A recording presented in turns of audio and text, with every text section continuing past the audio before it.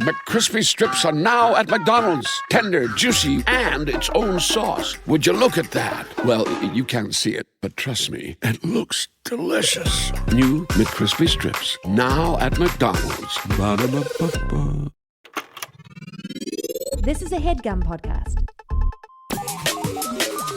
You got mail.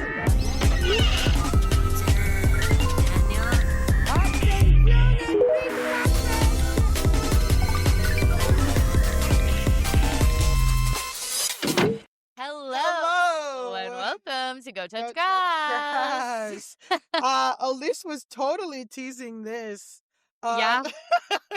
What did you say? You're like, it's only kind of dark. There's some dark elements, but for the most part, we're going on a walk down memory lane today. We have a search history today, and we are talking about what is considered to be, by many, the first or one of the first viral videos ever. I've seen it described as the first, but then I guess it's the first, but it's not the most viral. I don't know. Is it the first viral on YouTube? You're counting YouTube, or No, just like different. when people used to send attachments to emails? Like attachment to email level viral video. Wow. One of the and OGs. that's hard. That's hard to measure. Yeah. That, and we're going to get into all of that too, because the website that it was originally posted on honestly could be its own search history that I might do down the line because it's very interesting. But today, Millie, do you remember the Numa video? I think I know like parts of it, but like I don't remember like the guy sitting down. I don't remember most of it. Just like a chubby white guy with glasses dancing to Numa. That's exactly what it is. So you actually remember all of it. I didn't know if it was in the beginning. Like I didn't know Chewbacca. I know like of Chewbacca mom, but I didn't know it was like a woman who sat down in her car and was like, look at this mask. I didn't know if there was a look at this mask section. No, what you for Numa described guy. is exactly what it is. Wow. So you remembered it perfectly. Yeah.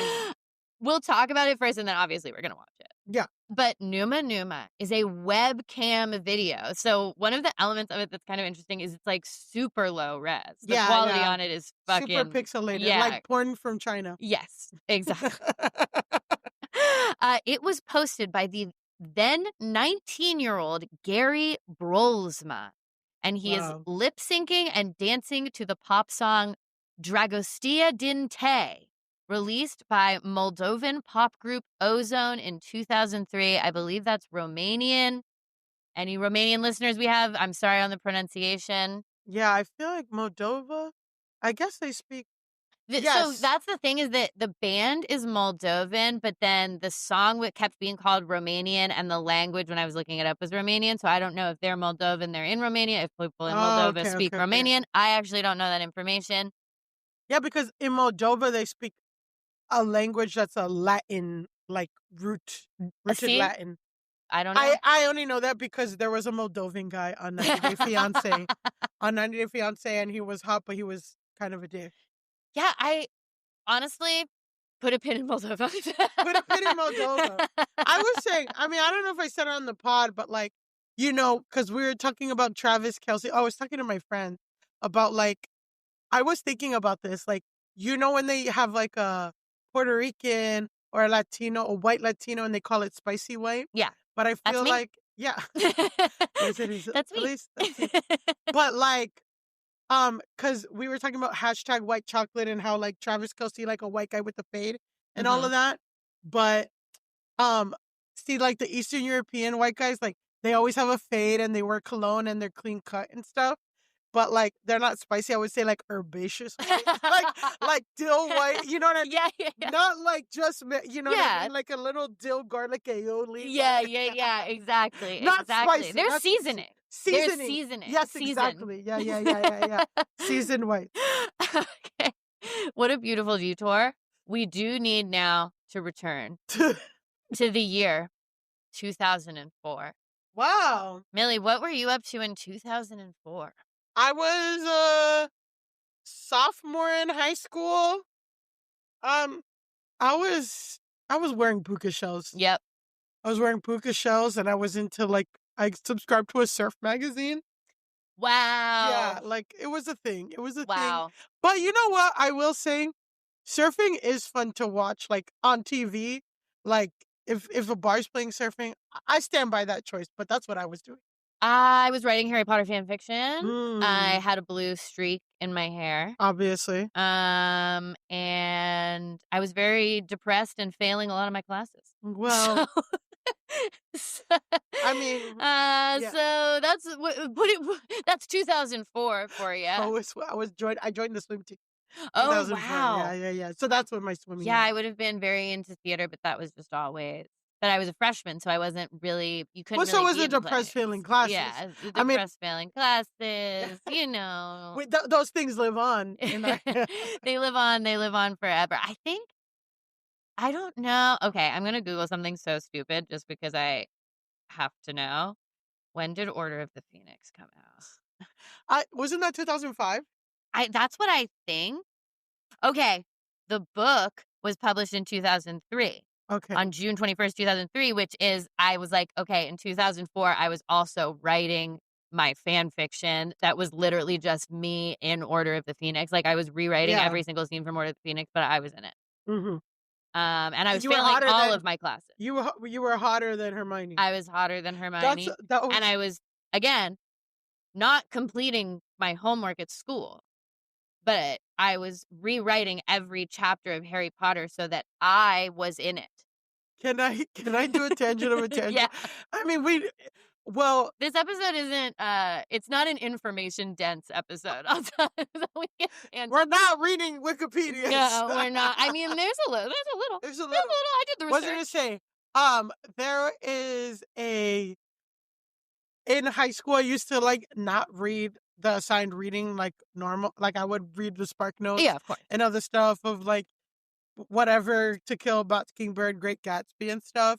But then we had like a writer come to our school to talk about writing, and she was like a Christian. She did like Christian romance novels or something like that. Awesome. And her book was called The Sunday Wife. And she gave it to everyone. And I read half of it. Like I was reading it and I asked my friend James, I was like, can you believe this fucking book? And he's like, Millie, you have not read any of our assigned readings for this fucking But you year. read the Sunday The Wife. Sunday Wife? You're halfway through the Sunday Wife, but you didn't read Great Gatsby? To be fair, I don't think there's Spark Notes for the Sunday Wife. There's no way. Like you either read the Sunday each other Wife. the Sunday Wife. I'm sorry. You either read the Sunday Wife or you don't. Like, okay, there's allegories to communism and capitalism and Animal Farm, but who's cheating on who? Yeah, exactly. Exactly.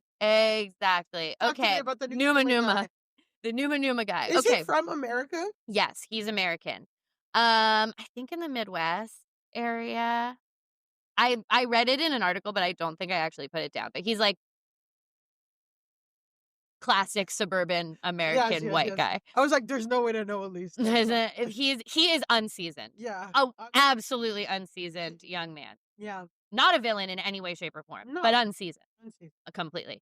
So he posted the video titled Numa Dance to the website Newgrounds on December 6th, 2004 under the username gman250. Do you remember Newgrounds? I don't think so. So Newgrounds was like, do you remember E-Bombs World? Yes, of course. Similar. So Newgrounds was like E-Bombs World, but I think it had more, it was bigger for like gaming and the gaming world. People posted a lot of Flash games on there, which I used to love. I love the Flash game. That's supposedly when the internet died. Did you ever play Emo Game? I don't remember. It was a Flash game where you were an emo band and you went around. It was like really violent, but you went around and I remember you like fought Dick Cheney at one point. And Barbara Bush. It was like her and she was giant and I think she shot things out of her pussy. Wow. But you played as an emo band and like the music was good. And you would fight yuppies and shit. Misogynistic. Oh, yeah. I remember another Flash game that I would play on not E-Bombs World, but the other one of the other big ones. Yeah. And it was Britney Spears on like tied to a post and you would throw knives at her and if you hit her in the boob, her implant would come out and she would go, ow!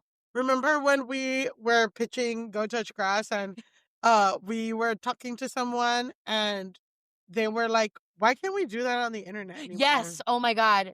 That is so, guys, that's tea for the podcast, is that when we were pitching Go Touch Grass, we were talking about that game as a joke, being like, haha, the old internet was crazy. And this person, man, was like, we should be able to do that still. I'm like, Yeah. no. So what I just described as a game where you It's threw bad. knives at a teenage Britney Spears. Yeah. And if you hit her in the boob, her implant fell out and she said, ow. Yeah.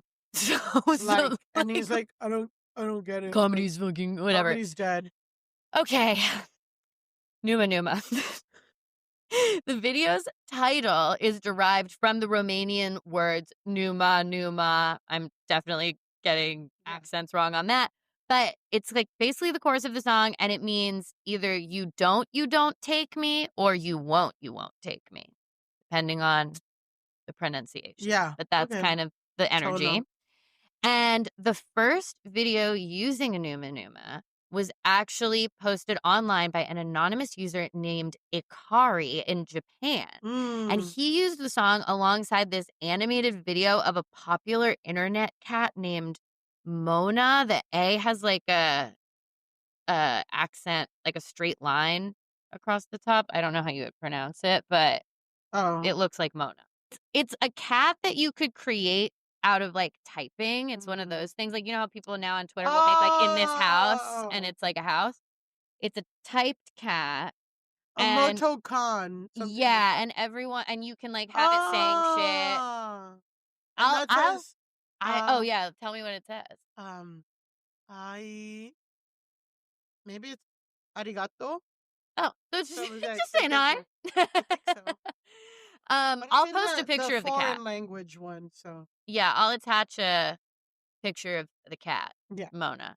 But either way, like, so that video was pretty popular of this cat. I guess it was dancing. So it was already a trending sound, is what you're saying. Yeah, basically. It was already a trending sound, and then this white guy who was Midwestern white guy. So I think it was trending in general, and then like people were kind of making their own Numa videos. But again, like trending isn't even really a thing. Like, this is so early internet that like it's hard to quantify like what a trend would be, and also like I don't even think the terminology going viral truly had started to exist, really, because again, this kid is considered like one of the first viral videos. So people are like posting videos of themselves also doing the Numa thing, but no one's doing it, I think, with the mentality of like, anyone will see it, really. It's going to be like whoever I send it, like I'm going to send it to my friend. Yes. Who, yeah. I mean, it's old Facebook mentality. Yes, exactly. And then this basically turned into TikTok. It's so interesting that you say that, because there are a lot of elements of this that I do feel like TikTok are TikTokified now. So yeah, Brolsma basically, he finds this cat video. He's like a kid. He's a teenager at this point. He's 19. He's like, I'm going to post a funny video of the Numa. Of course. So without further ado, we must watch Numa. This is a version that, so Brolsma is on YouTube now. He has a healthy 68.4 thousand subscribers. Wow. This is a version that's posted to his personal YouTube 7 years ago. It has 4.1 million views, but that's like, that does not quantify the actual virality of this video, because this was, again, like a repost that he did 7 years ago. So it existed way longer before that. And it wasn't even originally posted to YouTube. Okay. So, okay. Wait, how many millions does it have? It has 4.1 million in the last 7 years. Yeah. Oh, so 7 years, not even like 15 years or 20 no, years. It's not the original thing that you posted. Yeah, of course. The original thing is like, and then it gets ripped a million times. But then I'm wondering, like, why didn't he post it 20 years ago? But I guess, well, so we'll talk a little bit more about it. Okay, it's time to watch Numa.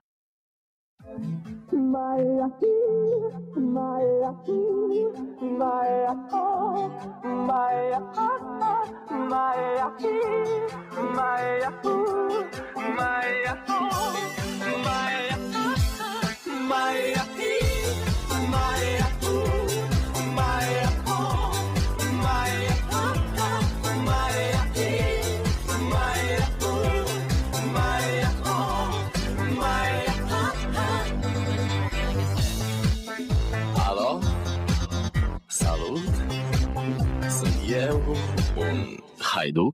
All right, Millie, how do you feel after revisiting Numa? I feel like I guess I had a memory, and maybe it's because like the overexposure to like so much content like this. I just had this thought that it was like way more crazy that he gets up from the chair and does a dance and like whatever, but it's really not that No. crazy. I just wonder if it's the effect of like he doesn't look like I'm wondering like why did this go so viral? But I'm like maybe it's because he doesn't have the face of someone who looks like they're because I Yeah. forgot that he lip synced. Yes. I thought it was literally like And him. he's okay. There's a New York Times article from the time that I'll get to that calls it painfully earnest. And I think that it was like, I mean, people were making fun of him with Yeah. the video, obviously. He's, for anyone who doesn't remember, he's like a chubby 19-year-old with glasses. Doesn't He look looks, 19. It's also like people now, and maybe it's because I'm skewed, but like when you see somebody who was 18 now, they look like a baby. yeah. When you see somebody who was 18 in 1974, you're like, that person looks like they're 45. Yeah, it's so interesting. There is an element, yeah, because like they're in a style that maybe your brain now Yeah. associates with someone who's older. Like I don't even know. So, because I'm like, Social he could scientists. be like 30. Like he's looking, yeah. Yeah, I mean that's the thing is like his age is kind of indeterminate, so there's that level of it. And he is like very earnestly lip syncing and doing kind of this exuberant dance. I think it's very interesting that TikTok popped off with all lip sync videos. There's something about a lip sync video. People like it. I think the song is really catchy. Yeah. There's like something funny about just the words Numa Numa, Yeah. I think is an element. And like no one knows, like, so I feel like I just like the idea of describing something as painfully earnest. Mm-hmm. And part of me is thinking if that's a very Gen X critique. Yes. Because kind of like one of the biggest sins in Gen X is to care too much, Yeah. is to try too hard. And they like, passed it on to Gen Z. I feel like no, I feel like Gen Z really cares and is so earnest in a way that's like Yeah, but they're also obsessed with being cringe, like Yeah, liking yeah, anything yeah. too much Yeah. or seem, which is the thing we're But going to they're talk not about. Like, but like if you like you do, there is that Gen Z thing of like it's not that serious, bro. Like it's not that serious. Yeah, but they don't have this aversion to selling out. Oh no, yeah, They no have aversion. no aversion to selling out. Everyone's sold out already. That's 100% true. Yeah, so because there's this girl who I met at a conference, and she's like a Gen Z activist, Mhm. but every single post of hers, she has a bunch of followers or whatever. Every single post is sponsored. Her at, a Chanel event. Her at, and I'm like, she's supposed to be like the Gen Z feminist icon. And like, it's all just brands on her shit. Yeah. And I'm like, Gen X would never accept, but Gen Z, whatever. No, that's true. It's definitely a different version of it that accepts that like being an influencer and being online and being in public is a given of life, which is another thing that's interesting about this video because again, this video is going viral at a time where that is not the fucking case. Like you just post a goofy video of yourself dancing, you think it's just going to be with you and your friends or the people you send it to, whatever, or maybe no one's going to see it. You don't even think about like I just put stuff out online because I was like, I don't know, it's the internet, whatever. Like people didn't have this idea of going viral because it really had not happened yet. So whereas now I feel like people do live with this constant thought that like I could go viral in a negative way. Like I could be caught in a moment of this or that. Like someone could film me, post me, do this. I could post something that comes off the wrong way. Like people live with this thought that you could go viral. There's like, have you heard of any of the Blake Lively stuff right now this weekend? Not this weekend. Basically, this girl's staying at the Joanna Gaines Hotel in Waco and sees Blake Lively and records a video, but like Blake Lively wasn't doing anything. And apparently like Blake Lively cornered her and like got like recorded her car, got the license plate. And then like the next day, this girl's getting like all Cease and these. desist? No, Oh. she's getting harassed, cyberbullied. Like people randomly, this random girl like gets like 5 accounts that follow her, watch her stories, and saying like she's fat in every comment. And then it's like two of the accounts that connected were allegedly connected to Blake Lively. Well, there was like a story that I keep seeing about a woman who didn't give up her seat on a Oh, yes, plane, I and saw then that. another passenger filmed her, and she's suing that passenger. Yeah. Like, it's just a thing of That's like crazy. that Yeah. people now live with this idea that you could lose control of something on the internet, get shared, go But that wasn't a viral, thing, but yeah. that wasn't a thing when this happened. So, like I said, this was posted to Newgrounds. Newgrounds, okay, so it was founded in 1995, and it basically, like I said, it was like flash games, films, audio, artwork, just like fan art, whatever, all that type of stuff. Again, like kind of an E-Bombs World thing. And it was really popular, and it played a big role in shaping early internet culture, particularly gaming type people. So I think I knew about Newgrounds, but I feel like I wasn't like I know I have visited that website before, but I You were too wasn't. busy writing Harry Potter fanfic. Yeah, no, I was How not. It did you wasn't have the time? fanfic.net. It wasn't fanfic.net, not for me. Yeah. But okay, like I said, it could be kind of its own episode, but it was literally founded by a teenager named Tom Falk, who was basically making flash games, and then he made this one called Pico's School in 1999, so he was 21 at the time, and basically, like, it leveled up what flash games could do. Like, it was just considered really sleek and good and, like, really well done for what a flash game could do, and it kind of that's what put Newgrounds on the map. So it happened in like 1999. So by the time that he's posting the video in 2004, it's been a really popular website for kind of a while. But I think it was also a thing anyone could post anything on it. And again, like trending, like Reddit, but yes, but flash games.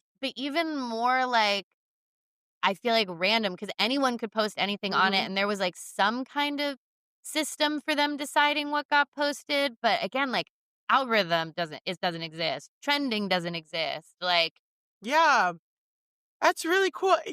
And this is why it's so cool. I mean, first of all, like we are so great. You're so great. We're great. But also, I'm just like, wow.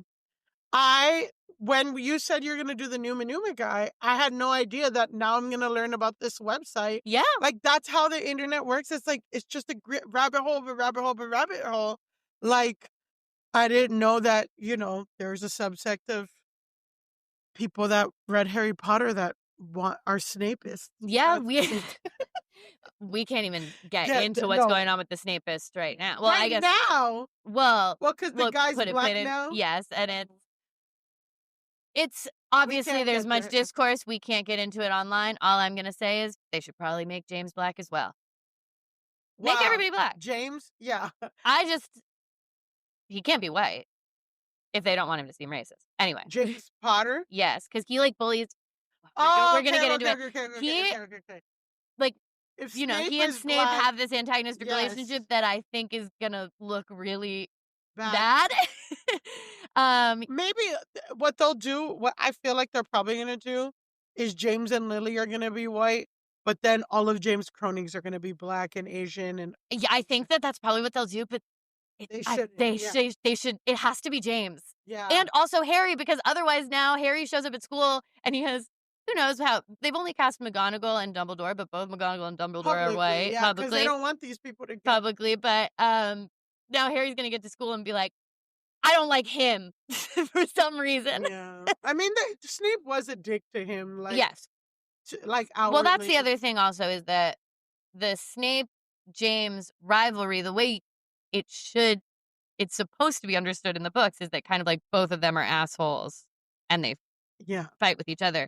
But if it's one of the only black characters around, which we don't know the rest of the casting, so maybe that's not the case, and then it's fine. I feel like they're going to do better with the cast. Yeah, they're definitely. He's not going to be the only. He's not going to be the only black, though. I'm sorry. No, Weasleys. They have to be redheaded white people. Yeah, Weasleys. It would be tough. Honestly, I honestly feel like, and yeah, we are going to go down this rabbit hole. I honestly think down the rabbit. I would I mean, I am fine with any character being race swapped. I think any other character is more easily race swapped than Snape, but whatever. They did it. And that means I just think that they should do it with James as well. And then Harry's mixed, and that's also fine. Hey everyone, Elise here from the future to let you know that we actually do have more of the castings now. Literally one day before this episode dropped, we got the castings of the Golden Trio. That's what we in the fandom call Harry, Ron, and Hermione. And Hermione is going to be played by a Black actress, which I think is great. My concerns about the James bullying of it all still stand, but best wishes to that little girl. I think she's going to do a great job. I'll get back to Numa. So, okay. Posted on Newgrounds in 2004, quickly becomes one of the most popular videos on the site. Again, because this is early internet, it's kind of hard to quantify exactly how viral it is, because we do have views from Newgrounds, but also there was no culture of influencers or anything, or a video belonging to anyone at that time. So people are just ripping the video and posting it to eBaum's World, to YouTube, to this, to that. It's just they're posting it to their own sites. No, there's no idea of stealing someone's video, or that it would be bad to pull a video from its original source and post it somewhere else. No ethics. No one's making money on videos websites are making money, I guess, but Not individual people are not. Yeah. So the way now it would be not really cool to just download someone's video and repost it yourself without some kind parlaying of with them in some kind of way. That's not a thing here. So even still, it had over 2 million views on Newgrounds in the first 2 months it's online, which for 2004 standards is really, really high. huge. Is really, really high because, again, no algorithm, no reposting, no sharing. It was not easy to get millions of views. That is people literally copy pasting links in an email on a forum over AIM. Yeah. It's being shared truly manually by people. And also, I feel maybe 2004, I don't know, but I'm now it's very normal for a family to have four laptops, or multiple computers, but it was I feel it was one computer. Oh yeah, per we had a household. family computer. Yeah. We had a family computer, and then my dad had a computer he used for graphic design related stuff that I don't think even was connected to the internet. Yeah. So I feel now everyone has tablets, phones, and multiple computers in the house. So yeah, exactly. It is super impressive. $2 million. $2 million. That's view inflation. Sorry. Yeah, it is view inflation. View inflation. Biden's view, America. Okay, but yeah, and that 2 million is not actually the real number, because it was probably getting 1 million views on this website and this website and da-da-da-da. And then it's posted probably 5 times on Newgrounds as well. So anyway, huge for the time. By November of 2005, BBC said it was the second most viewed internet video of all time, and data from the Viral Factory says it received an estimated 700 million views. What was the first? That's what I'm about to tell you. Do you have any guesses? Something with an animal? Star Wars Kid. Do you remember Star Wars Kid? No, I guess that's going to be a conversation for a different day. Well, we're actually going to watch it. So okay. I've got it right here for you. See, there we go. I've got it right here for you. And you'll notice some similarities, I think, between Numa and Star Wars Kid.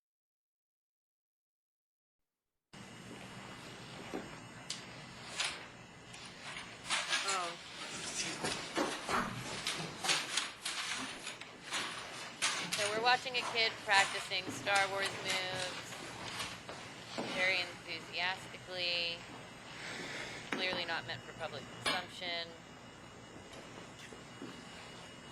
Gotta be 15.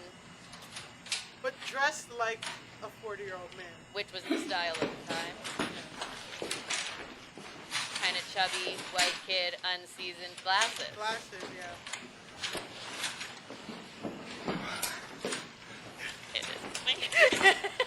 It's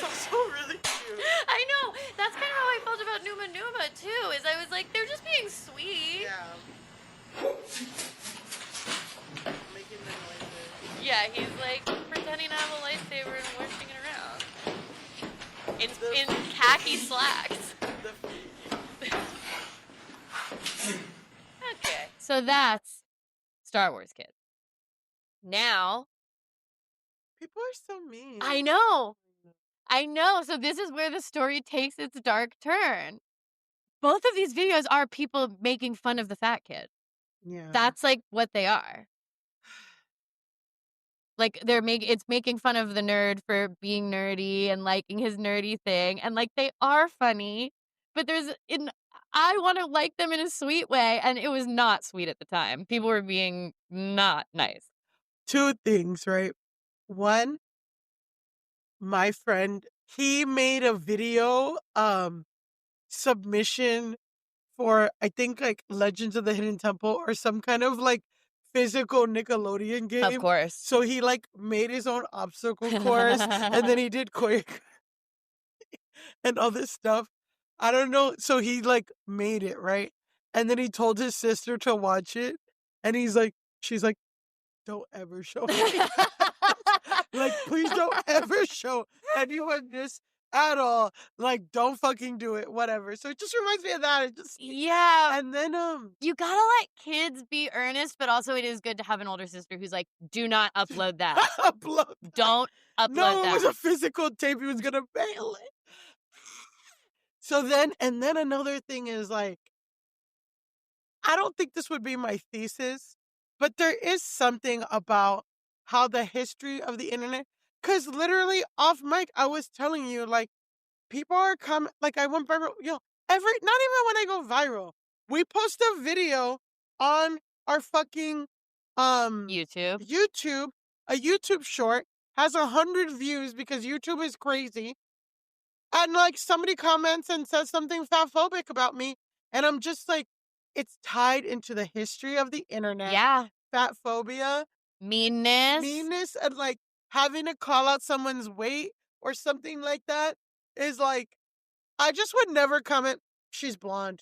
Yeah, she has a big nose. Well, Yeah. I think people do big nose, but it's like, Yeah. you have brown eyes. Well, we talked about Halle Bailey. Pregnancy nose. It's like, but that was real. That was real. That was real, and she but- gaslighted everyone and said it was because she was black, and that was fucked up. But it is crazy to have people noticing your physical state. Yeah, and also like it's not even crazy that of course people are gonna notice it. It's crazy to comment. Yes, exactly. It's like, wow, gray sweater. It's yeah. Like, what? Well, I told you, but when we were having this conversation off mic, that I've gotten you look better without glasses. I'm like, thank you. Thank you for your input. I have chronic incurable dry eye, and if you were a real fan, you would fucking know that. Anyone who's the true Elise heads know. Is that what your fan name is, Elise Heads? I feel like you. I can come up the with pandas. No, I don't. I have to dissociate. The myself. Navidads. The Navidads. I was like, I do like the Navidads. Elise Felices. The Felices. Elise. I feel like we can come up. We with can come up name. with something, Elise but either way, they know. The Whatever blood- they're called, Yeah. they know that I have to be judicious about when I wear fucking contacts. Okay? I have to be thoughtful about it. A guy I dated said that my fan names could be the Militants. But I also like Grass Nation. I mean, Grass Nation is both of us. Grass Nation is the no, unit, the community. pod, the community, the country. the millipedes. Which, the millipedes. The millipedes. But which we might have to succeed to Grass Nation. Like, we might have to get a plot of land. Yeah, We're Grass really Nation good might in the need to become Wi-Fi. real.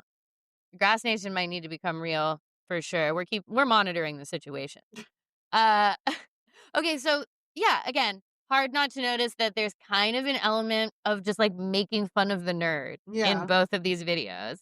And it's being like, haha, we caught you doing something that you thought was cute and funny, but it revealed that you have a soft heart. Whatever. Kids today would call it cringe. A cacophony of slurs. Yes, a cacophony of slurs. So, okay, I read this article in Rare by someone named Silke Jasso. Sorry if I'm pronouncing that wrong. And here's a quote from it that I thought was interesting. So, despite a public appearance on ABC's Good Morning America, Brolsma appeared unhappy with his sudden meme stardom at first. canceling a second appearance on NBC's Today. The New York Times ran an article, Internet Fame is a Cruel Mistress for a Dancer of the Numa. Damn.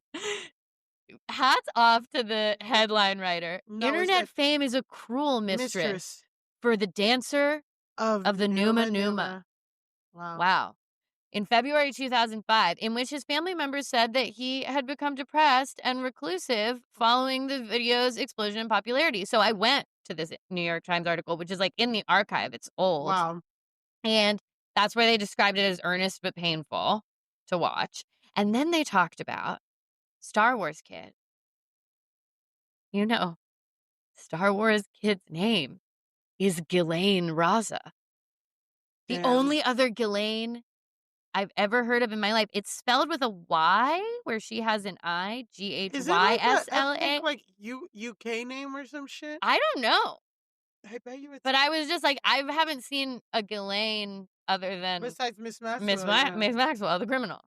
Very different flavor of Ghislaine. Yeah. But his name is, and I didn't realize that it was a gender neutral name. Yeah. So it is spelled slightly differently. I don't know.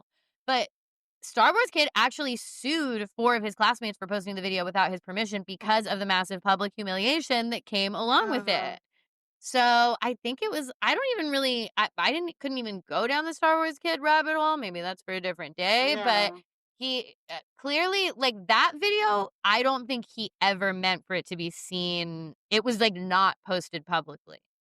That was like truly a stolen video. Numa he posted, but I think just never in a million years would have imagined anyone would have given a single shit about it. I mean, again, we talked about this off mic, but like we are women in our 30s who have been kind of working at a career in entertainment for over 10 years, Yes. 12 years, 13 years. And we live on our own. We have mental health resources. We are medicated. We whatever. And it's still really tough. It's hard to deal with to deal with being viral and all that stuff. Can you imagine being a 15-year-old kid in the middle of nowhere, just living your life and having to deal with all this shit? And there's no precedence for it. Like it is actually You're being so hard. You're being humiliated on a level that you never even really imagined was possible because it's literally never you're the first 2 fucking kids it happened to. Yeah. 700 million views. There was a line in the New York Times article that made me laugh. Mr. Brolsma, that's Numa Kid, has no plans to sue, his family said, mainly because he would have to sue himself. I mean, who would? There are times where I'm like, I should fucking sue myself for doing this. I should seek damages for what I've done. Okay. There's this couple right now that's going viral in North Carolina. Basically, it was like this couple used to do double date content, and they were like, the 2 guys were cousins and the 2 wives, whatever. And then one wife left, like they did a Mormon swap. Like 2 were having an affair, got caught, left each other, moved in. You know what I mean? But now they're all suing each other. Like she's suing the girl suing the other girl for taking her husband. The guy suing the guy. Now I feel like I think I saw like one post that referenced this, and I was like, I wonder what that's about. Yeah, it's like crazy. I'm like, the things that people sue for. It's like someone will sue themselves. Someone will at some point, and maybe it'll be me. Maybe it'll be me. What would you sue yourself for? There's so many things. Misappropriation of funds. Oh, wow. Yeah, fiduciary responsibility. Yeah, exactly. Mismanagement of accounts. Yeah, mismanagement of time. Yeah, time clock abuse. Yeah. Okay, this is another line from the New York Times article. These days, Mr. Brolsma shuttles between his house and his job at Staples, his family said. He is distraught, embarrassed. His grandmother, Margaret Telks, quoted him as saying just the other day, I want this to end.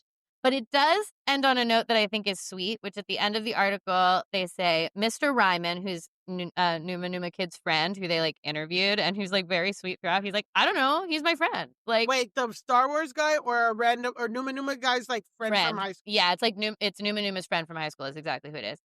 Mr. Ryman figures the larger world has finally caught on to Gary Brolsma. He's been entertaining us for years, he said, so it's kind of like the rest of the world is realizing that Gary can make you smile. And that's the end of the article. And I was like, I'm really glad it ended on a really nice note from someone who actually fucking knows him and is his friend. Yeah, and like,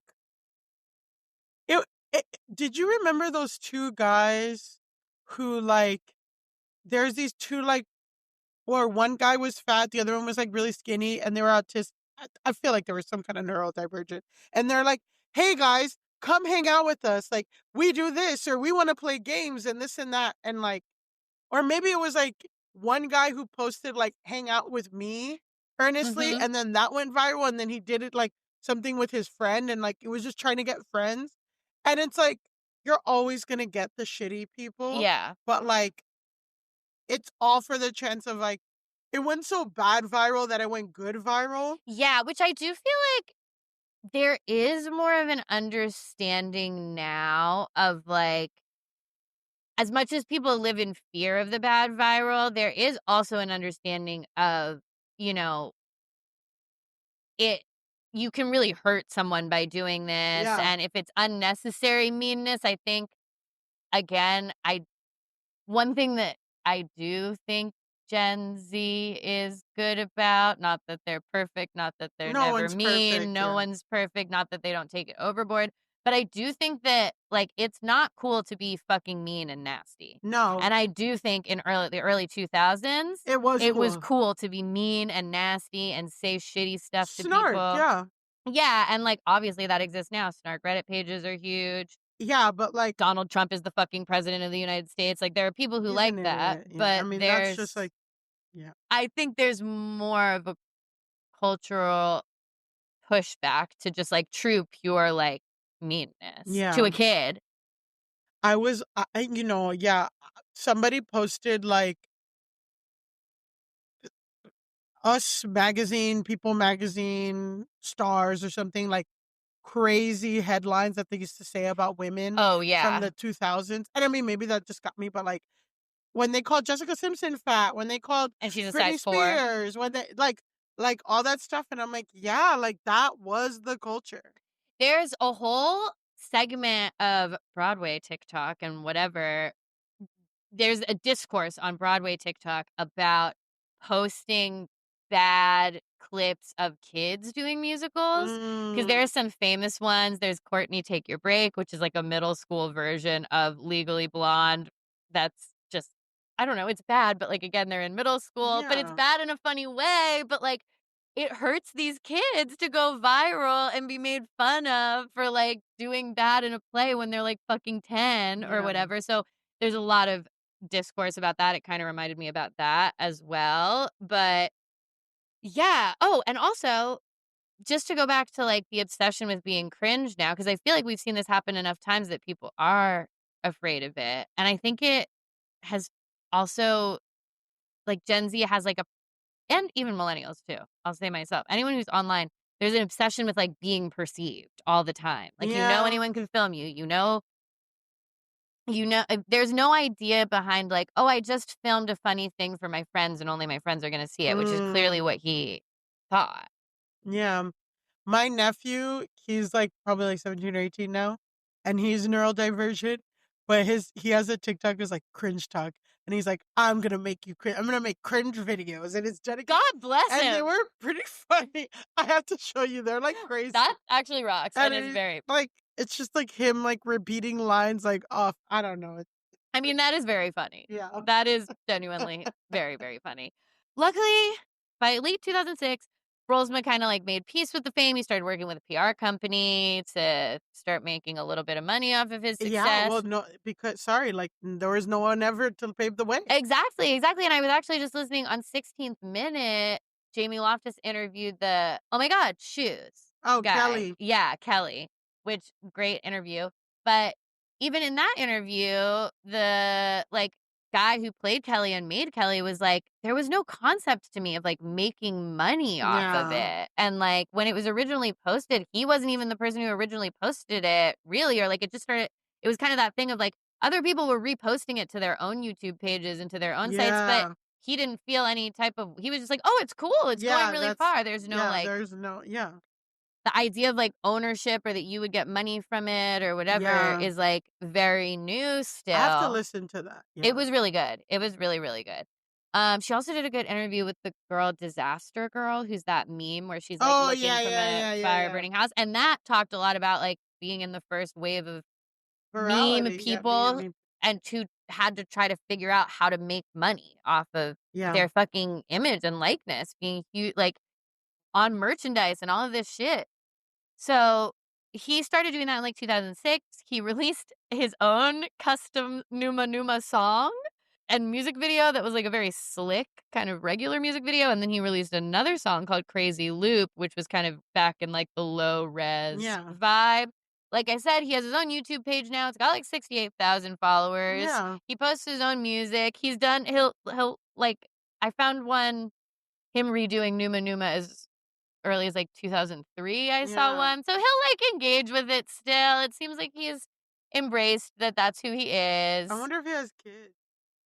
That I actually didn't see. He's not like an influencer who's posting about like his family because I was looking at his page and it's mostly like his own music, some Numa related content, yeah. and then he does like streaming, like gaming videos where he like plays a game and streams or whatever. But so, you know, not the biggest YouTube account we've ever talked about, but 68,000, he's probably getting some money. Nothing to laugh at. I know. We would love.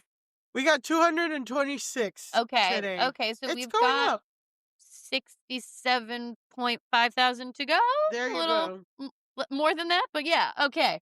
Oh, also, he would eventually appear on VH1's Best Week Ever and The Tonight Show kind of before Numa burned out. So he got to do some appearances, had a little fun, etc. In 2010, this was interesting. He helmed the Numa Network, a now defunct comedy video production company. Bring it back. Yeah.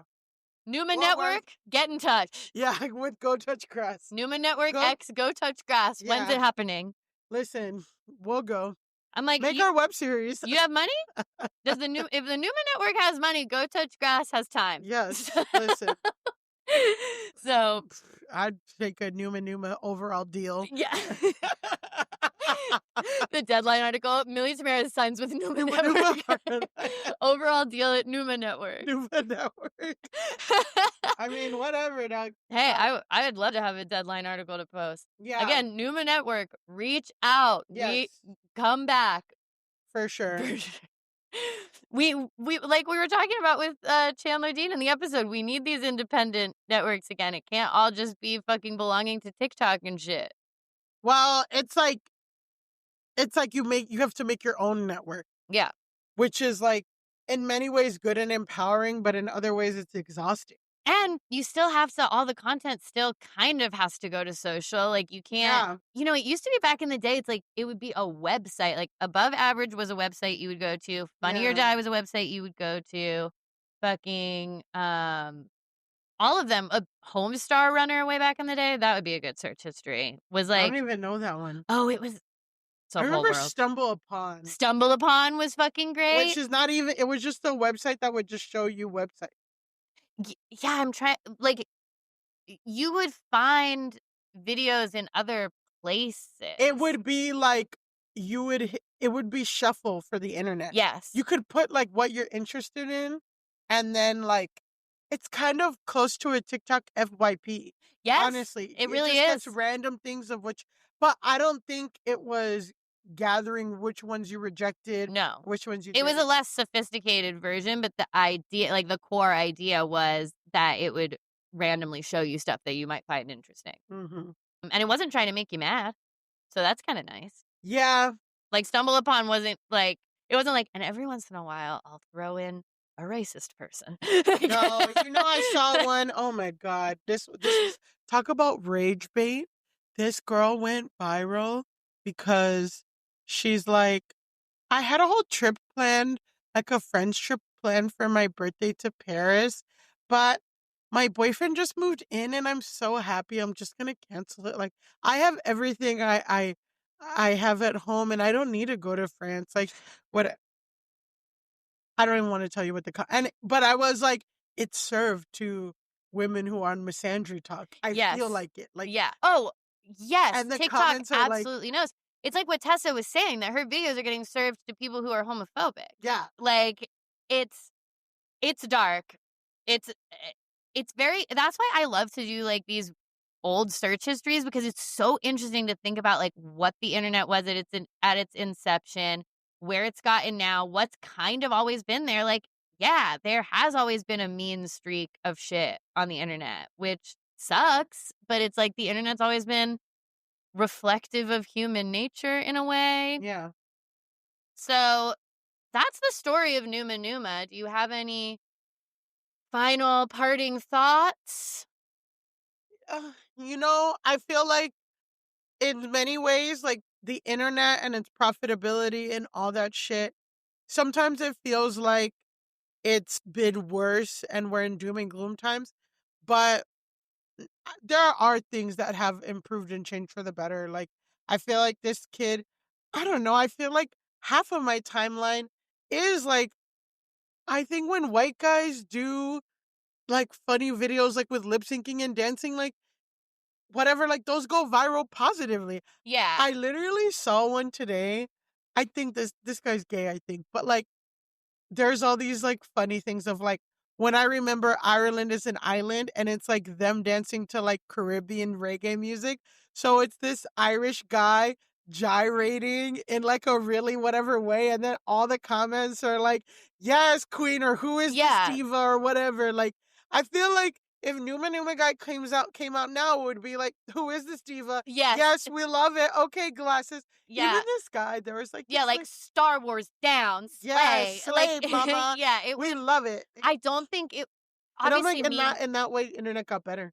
I agree. I think, obviously we deal with comments all the time. People are still assholes online, and like, I'm not going to say that things don't go viral that have like meanness behind them. But I feel like when that happens, even today, immediately there will also be people in the comments who are like, this is mean. Leave this person alone. Yeah. That's not fucking cool. You guys are being assholes. Yeah, and there's an immediate discussion. I mean, just for example, the American woman in Pakistan, like already that the articles are saying, like, is it mean? Like, we wouldn't even have that conversation. No. Because thinking about like how Monica Lewinsky, no one was having that conversation publicly out loud of like, is it mean to like harass a girl who gave her boss a blowjob? Yeah, a 22-year-old who was sexually targeted by the most powerful man in the world, and to put on every news station. Again, also fat phobia, calling her fucking fat, ugly, all of this stuff. Yeah. She's like a beautiful young girl. She was a beautiful young woman. And I didn't know until I watched the documentary that Clinton ate her out first. Yeah, well, that was also a weird thing. On the bathroom sink. Is that he said, like, he had, like, weird ideas around what counted as sex. Well, yeah, exactly. Because he would come in the sink. I can't get into this. But I know, but I'm like, the narrative and everything that I knew was about her sucking his dick. Nothing about how he ate her out first. And he put a cigar in her pussy and then smoked the cigar. You know what? Exactly. So anyway, there's some power things that wasn't, there was some stuff going on, for sure, in the Clinton Lewinsky scandal. Hot take. There was a lot happening there. A lot was happening. Guys, until next time, go touch grass. That was a HeadGum podcast. Hi, I'm Jessie Klein. And I'm Liz Feldman, and we're the hosts of a new HeadGum podcast called Here to Make Friends. Liz and I met in the writer's room on a little hit TV show called Dead to Me, which is a show about murder. But more importantly, it's also about two women becoming very good friends in their 40s. Which can really happen, and it has happened to us. It's true. Because life has imitated art. And then it imitated life. Time is a flat circle. And now we're making a podcast that's about making friends. And we're inviting incredible guests like Vanessa Bayer. Wow, I have so much much to say. Lisa Kudrow, Feelings, they're a nuisance. Nick Kroll, I just wanted to say hi. and Matt Rogers. I'm like on the verge of tears. So good. So good to join us and hopefully become our friends in real life. Yeah, take it out of the podcast studio and into real life. Along the way, we are also going to talk about dating, Yep. spousing, True. parenting, Uh-huh. careering, Yeah. and why we love Thelma and Louise, and it's the greatest movie of all time. Shouldn't need to be said. No, but we said it. it's just a true thing. So please subscribe to Here to Make Friends on Spotify, Apple Podcasts, Pocket Casts, or wherever you get your podcasts, and watch video episodes on YouTube. New episodes every Friday. Hey, I'm Jake Johnson, and I host the HeadGum podcast, We're Here to Help, with my partner, Gareth Reynolds. We're Here to Help is a call-in advice show. Think car talk from back in the day. We're determined to help fix life's dumbest problems. We also have guest helpers join us from the entire cast of New Girl to Michael Cera, Andy Samberg, Jimmy Kimmel, just to name a few. So do me a favor and come check out an episode and then bounce around our catalog. We're over 150 episodes so far, so there's plenty of stories for you to discover. Subscribe to We're Here to Help on Spotify, Apple Podcasts, Pocket Casts, or wherever you get your podcasts. New episodes drop every Monday, and bonus episodes drop on Wednesdays.